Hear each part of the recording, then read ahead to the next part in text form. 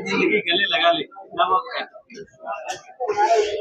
Actually खूप चांगला concept घेऊन देवसाहेब माझ्याकडे आले आणि रमण चिब्बर माझे खूप जवळचे मित्र आहेत आणि सचिनजी, एक चांगली टीम मिळून असा रेडिओवर हा माझा पहिल्यांदा सोलो प्रोग्राम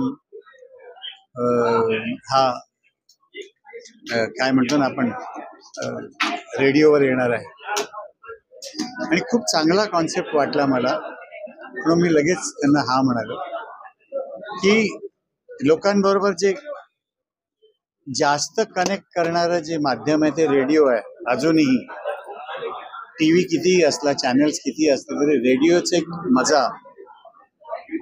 समजा मुंबई किंवा मुंबईच्या बाहेर पण लोक प्रवास करत असतात तर ते काय टी व्ही बघू शकत नाहीत ड्राईव्ह करताना, तर रेडिओ हे एकच असं माध्यम आहे जे तुम्हाला एकदम कनेक्ट करतं, तुम्ही भले ड्राईव्ह करत असताना.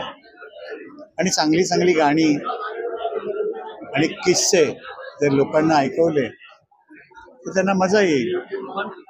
रेडिओ स्टेशन असणार आहे आता हे देवजी ठरवतील, पण त्यांचा जो स्टुडिओ रिफ्यूल जो आहे ते सगळं हे सगळं करणार आहे, ते प्रोड्युसर आहे आणि मला खूप आवडलं त्यांचं आणि खूप चांगली माणसं आहेत आणि माझ्यासाठी विचार करून हा त्यांनी प्रोग्राम आखलाय, त्याच्याबद्दल मी त्यांचा खूप आभारी आहे.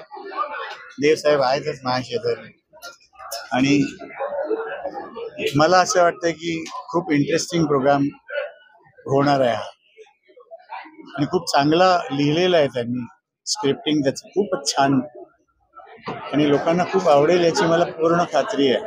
आणि माझ्या गाण्यावर तर लोक प्रेम करतातच, प्लस माझे किस्से ऐकून सुद्धा त्यांना मजा येणार आहे. खट्टे मिठे जे पण असतील, एक ऑल टुगेदर खूप छान त्याचा कॉन्सेप्ट आहे जो लोकांच्यासाठी त्यांनी लिहिलेला आहे. खास मी त्यांचे धन्यवाद करतो, त्यांनी माझी निवड केली त्याच्याबद्दल. देव जी, आप क्या कहेंगे? पिछले जन्म की सफल हुई कि मैं आज सुरेश जी के साथ इस मंच को साझा कर रहा हूँ और इतना आपको कमिट करता हूँ दोस्तों कि जो आने वाला जीवन है संगीत का वो इतना आगे जाने वाला है, वही संस्कार, वही सुर, वही सब कुछ वापस आने वाला है, वो दौर वापस आने वाला है. सुरेश जी और हम स्टूडियो रिफ्यूल, सुरेश जी और ये पूरा चैनल, हम सब लोग उस दौर को वापस लेके आना चाहते हैं जो वो संगीत का था, जो हमारे संस्कार का था और हमारी साधना का था. हमारा मानना है वो दौर वापस आ चुका है. जी sir, thank you so much sir, thank you so much.